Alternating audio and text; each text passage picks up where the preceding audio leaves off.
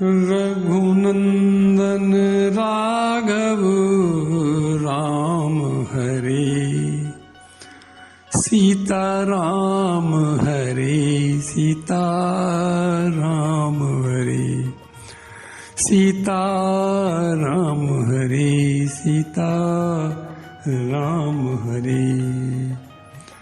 मधुर मधुर नाम सीताराम सीताराम, मधुर मधुर नाम सीताराम सीताराम, सीताराम सीताराम।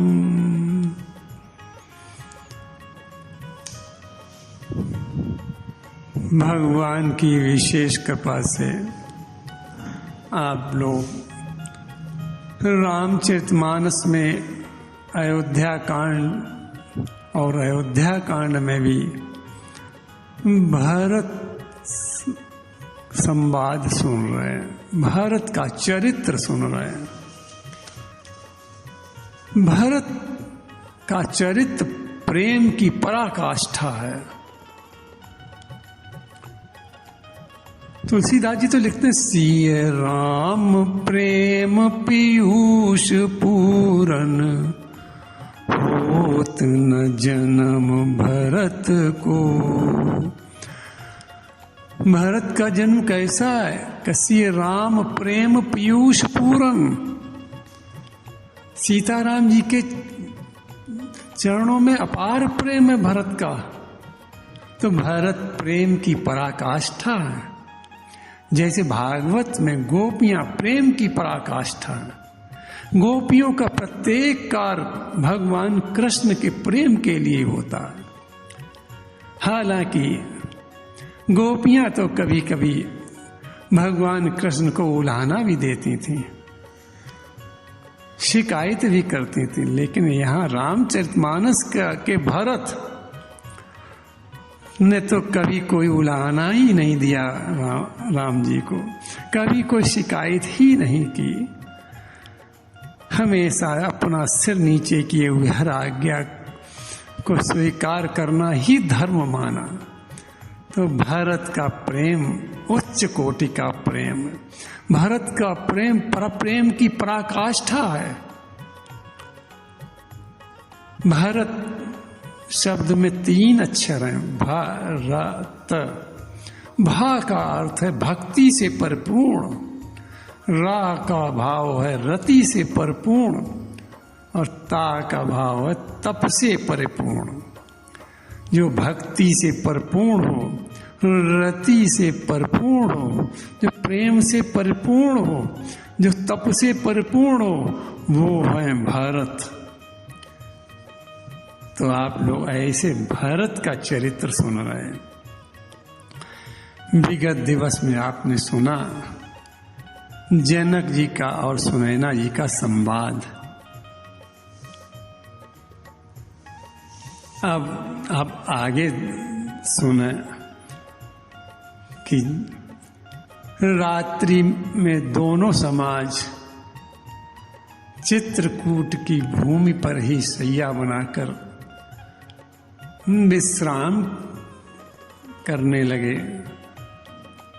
प्रातःकाल ब्रह्म मुहूर्त में दोनों समाज जागे, जनक जी का समाज और अयोध्या का समाज। दोनों समाज ब्रह्म मुहूर्त में जागे और जाग कर क्या किया?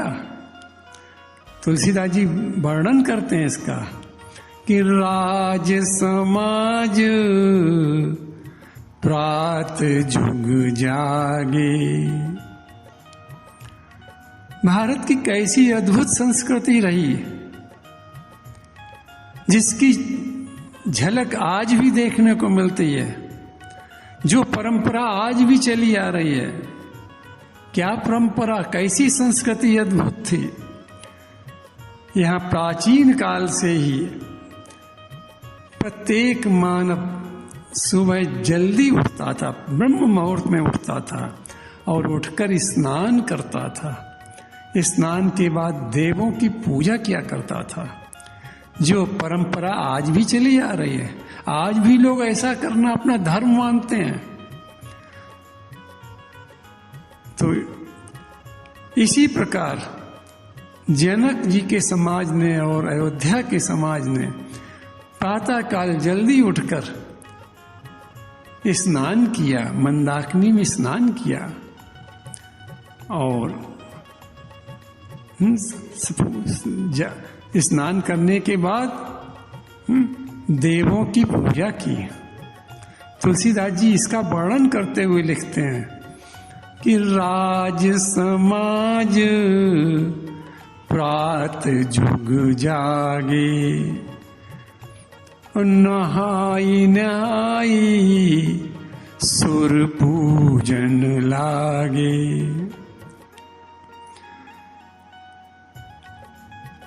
प्रत्येक व्यक्ति देवताओं की पूजा करने लगा।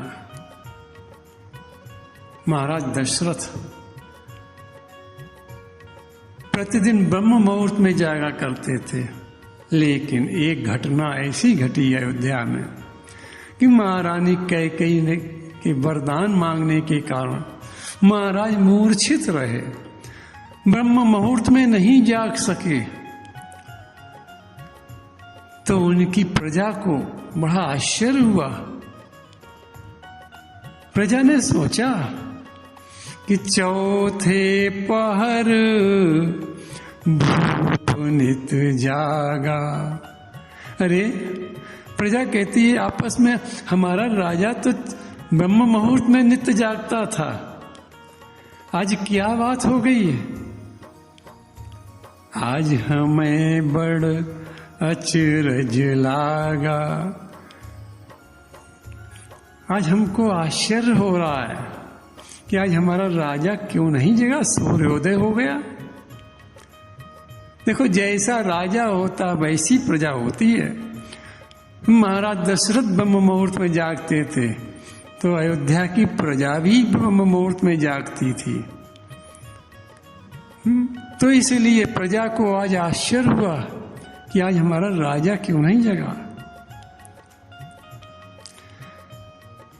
तो इसी प्रकार उसी परंपरा में, उसी जागने की परंपरा में आज जनक जी का समाज और अयोध्या का समाज दोनों जागकर स्नान करने गए और स्नान करने के बाद देवों का पूजन किया। इधर राम जी ने भी अपना नित्य कर्म स्नान करना और स्नान करने के बाद पूजा अर्चन करना, और पूजा अर्चन करने के बाद अपने गुरुदेव वशिष्ठ के पास पहुंचे। गुरुदेव वशिष्ठ के चरणों में प्रणाम किया।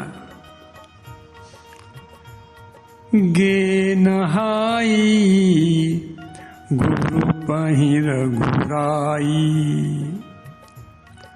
बंदी चरण बोले रुख पाई।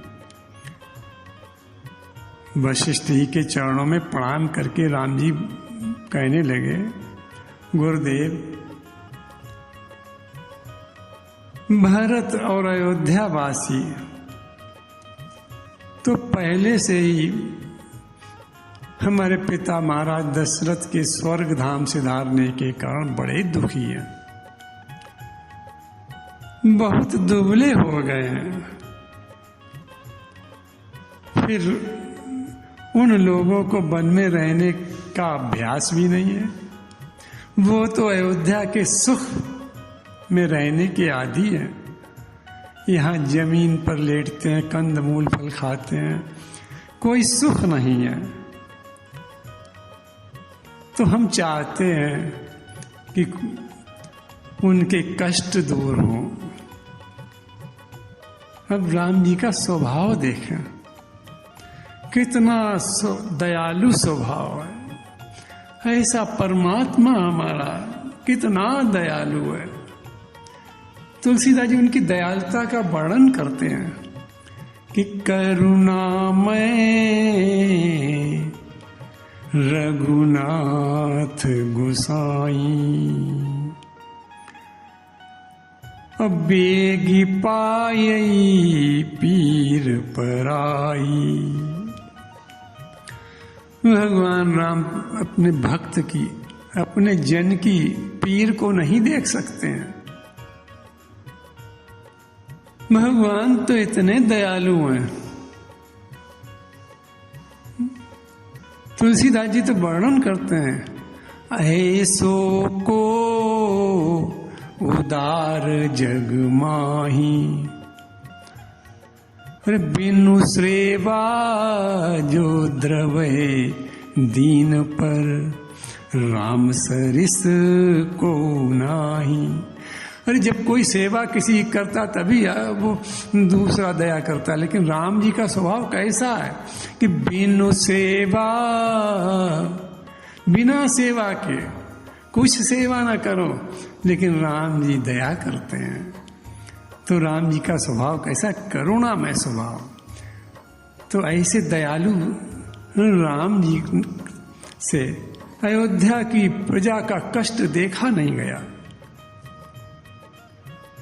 तो इसलिए गुरुदेव वशिष्ठ से कहते हैं, गुरुदेव उधर जनक महाराज भी अपना राज्य का काम छोड़े हुए यहाँ पड़े हुए हैं, उनकी भी प्रजा कष्ट यहाँ उठा रही है। जब राम जी के इस स्वभाव की बात गुरुदेव वशिष्ठ ने सुनी तो गुरुदेव समझ गए कि राम जी का संकेत ये कह रहा है कि राम जी अयोध्या नहीं लौटेंगे। वशिष्ठ जी राम जी का स्वभाव सुनकर बड़े प्रसन्न हुए और कहने लगे, राम तुम धन्य हो, तुम धन्य हो राम। राम तुम कहते हो कि प्रजा कष्ट में है, लेकिन नहीं राम, ये प्रजा कष्ट में नहीं है। प्रजा का कष्ट तो अयोध्या में था, यहाँ तो तुम्हारे कारण ये बड़े सुखी हैं। राम जो तुम्हें छोड़कर घर में रहना चाहे तो समझो उसका विधाता ही उसके विपरीत है। विधाता तो इन लोगों के अनुकूल है आज, जो यहां तुम्हारा दर्शन करके ये सुख प्राप्त कर रहे हैं। राम सो सुख करम धर्म जरि जाऊ, जहाँ न राम पद पंकज भाऊ। राम वो सुख नहीं है, वो सुख नहीं दे सकता है जिसमें राम प्रेम ना हो। राम प्रेम के बिना कोई सुख नहीं दे सकता है। वो किया हुआ कर्म कभी फल नहीं देगा जिसमें राम प्रेम ना हो। वो धर्म जिसमें राम प्रेम ना हो, तो ऐसा धर्म यदि समाप्त हो जाए तो ज्यादा अच्छा है। और यदि कोई व्यक्ति राम प्रेम के बिना धर्म करता है तो सब व्यर्थ है। राम प्रेम के बिना यदि कोई कर्म करता है तो वो सब व्यर्थ जाता है। राम प्रेम के बिना किया हुआ योग कुयोग में बदल जाता है। राम प्रेम के बिना ज्ञान अज्ञान में बदल जाता है। ज्ञान टिकता नहीं है, क्योंकि सब में राम प्रेम ही तो प्रधान है। राम चरण कमल में यदि प्रेम नहीं है तो सब बेकार है। आप लोग देखें, रावण, कुंभकर्ण, हिरण्यकश्यप, इनके पास सुख की क्या कमी थी? भौतिक साधन सब थे, सब कुछ था, लेकिन ये सुख ही कभी नहीं रह पाए। ये सुखी कभी रह नहीं पाए। तो इसलिए साधन कितने भी हों, कितना भी धर्म कर्म किया जाए, लेकिन राम प्रेम के बिना सब बेकार। वशिष्ठ जी कहने लगे, राम हमने तुम्हारा रुख समझ लिया है। राम जो तुम चाहते हो वही होगा। राम जी ने कहा, गुरुदेव हमारे लिए क्या आज्ञा? वशिष्ठ जी ने कहा, राम अब तुम अपने आश्रम को जाओ और अब हम जनक जी से परामर्श करते हैं। तो करी प्रणाम तब राम सिधाए। राम जी ने गुरुदेव वशिष्ठ को प्रणाम किया और अपने आश्रम चले गए। और गुरुदेव ऋषिधर धीर जनक पहियाए। गुरुदेव ने जब ये समझ लिया था कि राम लौटेंगे नहीं, तो गुरुदेव का धैर्य डगमगाने लगा था। बड़ा धैर्य धारण करके जनक जी के पास पहुंचे और जनक से कहा कि जनक महाराज, आप वही कार्य करें जिसमें सबका भला हो और धर्म भी बना रहे। वशिष्ठ जी कहते हैं कि राम और भरत दोनों को पिता की आज्ञा मानना ही धर्म है। राम को पिता की आज्ञा मानकर वन में रहना ही धर्म है, और भरत अपना धर्म समझ रहे हैं कि राम अयोध्या लौट चले। दोनों अपना अपने अपने धर्म का पालन कर रहे हैं। ये सुनकर जनक जी सोच में पड़ गए। उधर वशिष्ठ जी के मन में एक और बात आ रही है कि राम का अवतार तो रावण वध के लिए हुआ है, और रावण वध से जगत का धर्म और हित है, और वो हित राम के हाथों ही होना है। सबका हित हो, संसार सुखी हो रावण के अत्याचार से, तो इसके लिए आवश्यक है कि राम वन में रहें। पर वशिष्ठ जी कह नहीं सकते,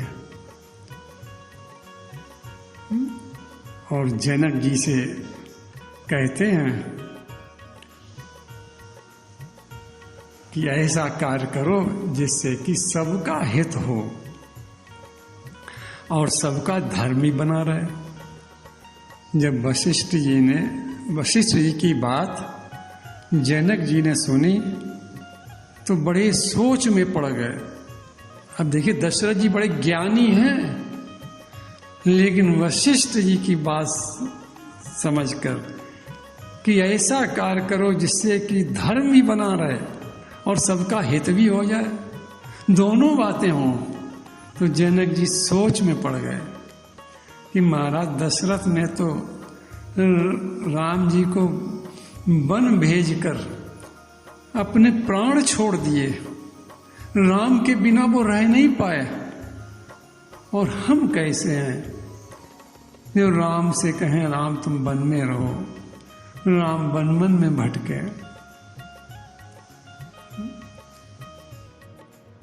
ये सब सोचकर जनक जी का भी धैर्य डगमगाने लगा। देखो, एक ज्ञानी भी आज डगमगा रहा है। बड़ा धैर्य धरकर जनक जी भरत जी के पास आए। भरत जी ने जब जनक जी को देखा तो उनको प्रणाम किया और बैठाला, उनका स्वागत किया। जनक जी कहने लगे, भरत अब तुम ही बताओ कि हम क्या करें, क्या राम जी से कहा जाए। ये बात सुनकर भरत हाथ जोड़कर कहने लगे, आप हमसे पूछ रहे हैं, आप तो हमारे पिता की तरह पूज्य हैं और मैं तो आपका शिशु हूं। आप हमें जो आज्ञा दें वो हम करें।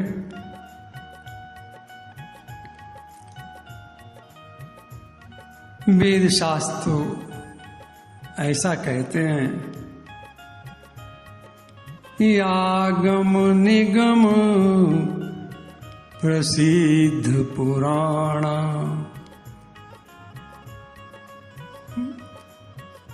जनक जी ने पूछा, क्या कहते हैं वेद शास्त्र, क्या कहते हैं पुराण? तो भरत जी कह रहे हैं कि सेवा धर्म कठिन जग जाना। भरत जी कह रहे हैं, हे पिता तुल्य, सेवा पुराण कहते हैं, ग्रंथ कहते हैं कि सेवा धर्म बहुत कठिन है। स्वामी धर्म और स्वार्थ में तो बैर है, दोनों एक साथ नहीं चल सकते हैं। स्वामी के धर्म से और मेरे स्वार्थ में से तो विरोधाभास मालूम पड़ रहा है। स्वामी का धर्म, हमारे स्वामी का धर्म उन्हें बन जाने के लिए विवश किए हुए है। क्यों पितुआय सुसव धर्म टीका। पिता की आज्ञा सब धर्मों का सार है, तो इसलिए पिता की आज्ञा मानकर धर्म का पालन राम जी करने पर विवश हैं। तो इसलिए वो वन में जाने के लिए विवश हैं, वन में रहने के लिए विवश हैं, और मैं उनका सेवक हूं। तो मेरा स्वार्थ ये है कि मेरे स्वामी घर में लौट चलें। दोनों का विरोध है। बैर तो अंधा होता है, बैरी बैरी के गुण को नहीं देखता है। तो इस प्रकार इसीलिए स्वामी का धर्म हमारे स्वार्थ को नहीं देख रहा है और न हमारा स्वार्थ स्वामी के धर्म को देख रहा है।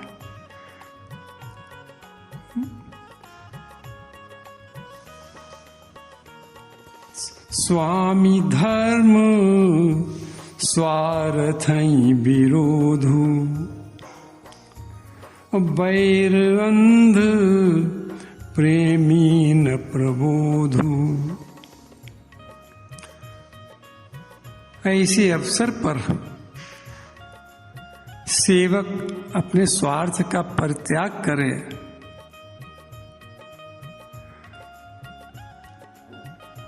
प्रेम को प्रबोध नहीं होता। ये मन हमारा ये मानता नहीं है,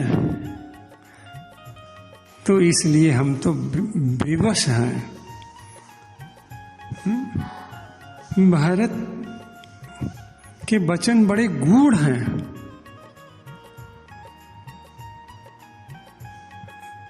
और राम जी के धर्म व्रत का रुख जानकर उनका धर्म रखना ही उचित है। भरत जी समझ रहे हैं इस बात को कि अपने स्वामी के धर्म को रखना ही तो हमारा कर्तव्य है, लेकिन स्वार्थ बार बार हमारे अंदर टकराता है। भारत के वचन सुनकर सब प्रसन्न हुए। भारत की वाणी कैसी है, तुलसीदास जी कहते हैं कि सुगम अगम मृदु मंजु कठोरे, अर्थ मित अति आखर थोरे। भारत के वचन कैसे हैं? सुगम, सुनने में तो बड़े सरल लगते हैं, लेकिन अगम है, समझना बहुत कठिन है। सुनने में तो बड़े मीठे लगते हैं, लेकिन कठोर हैं। तो सुनने में बड़े सुगम है, समझने और करने में आगम है बहुत। भरत जी कह रहे हैं कि मैं पराधीन हूं। ये विनम्र वचन है और बड़े मृदु हैं, लेकिन सर्वहित में कठिन है। सबका हित करना बहुत कठिन है। जैसे देवताओं के लिए ये वचन तो बहुत कठोर है। देवताओं को ये वचन अहित के समान लग रहे हैं। तो इस प्रकार भरत जी के वचन में अक्षर तो थोड़े हैं, लेकिन अर्थ से भरे हुए हैं, भाव से भरे हुए हैं। और कैसे हैं भरत की वाणी कैसी है? ज्यों मुख मुकुर मुकुर निज पानी, गही न जाई अस अद्भुत वाणी। तुलसीदास जी को उदाहरण दे रहे हैं कि ज्यों मुख मुकुर मुकुर निज पानी। जिस प्रकार छोटे से दर्पण के द्वारा मुख का रंग रूप दिखाई पड़ता है, उसी भांति थोड़ी सी बात में भरत जी का पूरा भाव भरा हुआ है। जिस प्रकार कोई व्यक्ति अपना प्रतिबिंब पकड़ नहीं सकता है, उसी भांति भरत जी के इस भरे हुए भाव का उत्तर किसी को नहीं सूझा। सब लोग राम जी के पास गए और राम जी के पास जब गए तो देवता लोग घबरा गए। देवताओं ने देखा कि राम जी को ऐसा न हो सारे लोग प्रार्थना करके लौटा ले चले, तो इसलिए कोई ऐसी माया की जाए। उन्होंने सरस्वती का आह्वान किया और उनसे कहा, मां हमारी रक्षा करो, भरत की बुद्धि फेर दो। सरस्वती जी हंसी और कहा, तुम्हें इंद्र हजार नेत्रों से भी तुम्हें सुमेरु पर्वत नहीं सूझ पड़ता है। भरत कौन है तुम नहीं जानते हो कि भरत हृदय सिय राम निवासु। अरे भरत के हृदय में सीता राम जी का निवास है। जहां सीता राम जी का निवास है, वहां क्या माया कुछ काम कर सकती है? उनकी बुद्धि के तेज के सामने आंख भी करना बहुत कठिन है, आंख से देखना भी बहुत कठिन है। ऐसा कहकर सरस्वती जी देवलोक चली गई। देवता लोग व्याकुल हो रहे हैं कि अब क्या होगा, किस प्रकार हमारा भला होगा। अब यहीं से भरत जी और जनक जी का संवाद समाप्त होता है। प्रभु के चरणन में सदा पुनि पुनि करूं प्रणाम, यही कहूं भूलो नहीं मेरे प्रियतम राम।